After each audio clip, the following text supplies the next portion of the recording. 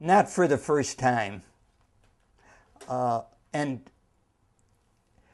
I'm not sure of Ray's earlier history of what his likes and dislikes were, but I know that when I joined the band, Frank and him did not agree on a lot of things.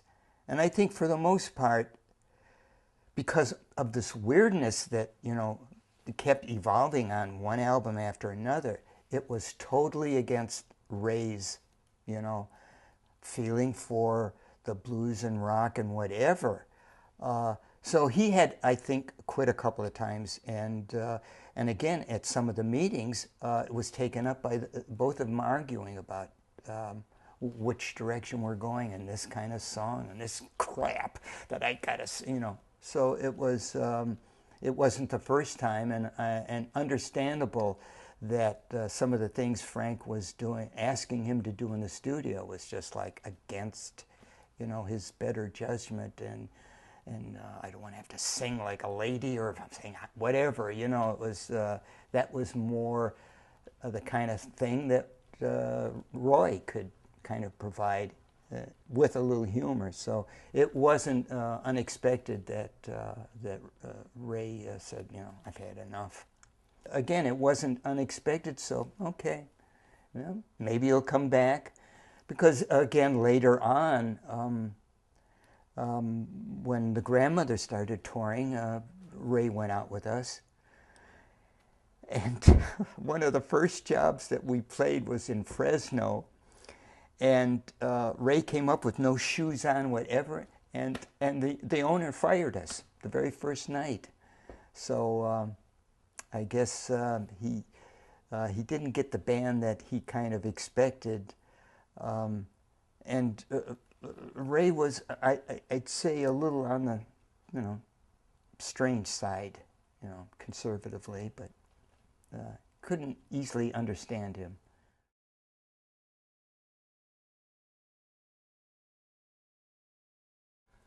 And when you say everything, it was, in fact, I remember having jam sessions when Frank was living in Laurel Canyon, the Tom Mix jam sessions with Beefheart and other.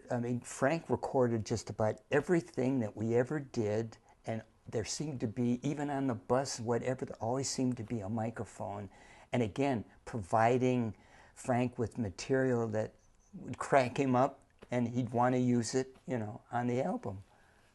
This was, work in progress. That was normal, Again, it was just fueling some humor and providing Frank with some laughter, and maybe it might end up on an album. So the band was used to it.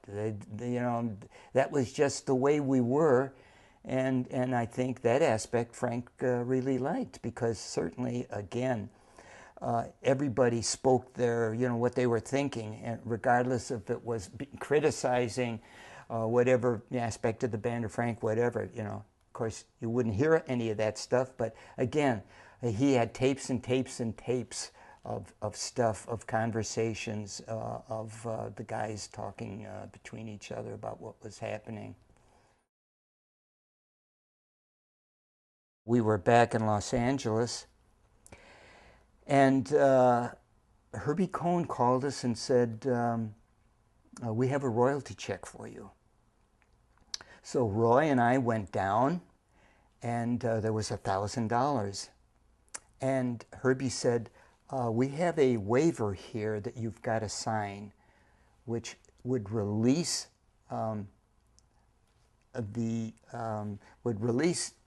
us from any payment or anything for the film, Uncle Meat.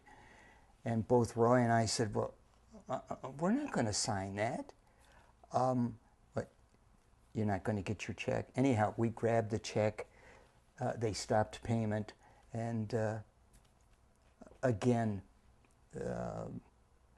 not unexpected, but that was the end of, because Frank spent, at one point on tour, he bought a camera and was going wild, filming everything that we did out in the Vienna woods or whatever, and it was fun. So I've never seen, you know, I've probably seen some of the footage, but I've never seen the finished film, or I certainly wasn't about to waive my rights to any kind of payment for the film. But again, that wasn't unexpected.